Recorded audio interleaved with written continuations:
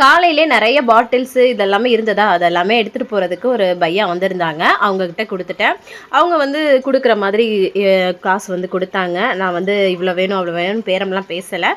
Just வந்து இத குடுத்துரலாமேன்னு சொல்ற மாதிரி தான். குடுத்துட்டு காலைல பிரேக்ஃபாஸ்ட்டு ஹஸ்பண்ட் வந்து பிரெட் ஆம்லெட் வந்து பண்ணி குடுத்தாங்க. அதுக்கப்புறமா அவங்களுக்கு வந்து ஒரு மீட்டிங் இருந்தது. அத அட்டெண்ட் பண்ணிட்டு இருந்தாங்க. நான் வந்து துணி எல்லாமே மிஷின்ல போட்டுட்டு அதுக்கப்புறமா வந்தேன். கீரை வந்து இருந்தது. அத வந்து ஹஸ்பண்ட் வந்து அலசி குடுத்தாங்க. நான் வந்து கட் பண்ணேன்.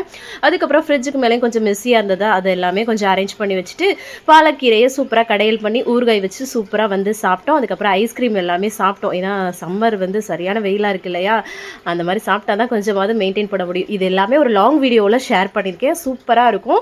அதோட லிங்க் மேலே குடுக்குறேன். அதுவே இன்ஸ்டாகிராமில பார்க்குறீங்க அப்படின்னா, ஸ்டோரிலையும் பயோலையும் நம்மளோட சேனல் லிங்க் இருக்கு. செக் அவுட் பண்ணி பார்த்து நம்ம சேனலை சப்ஸ்கிரைப் பண்ணி சப்போர்ட் பண்ணுங்க. தேங்க்ஸ் ஃபார் வாட்சிங் ஃப்ரெண்ட்ஸ். பாய்.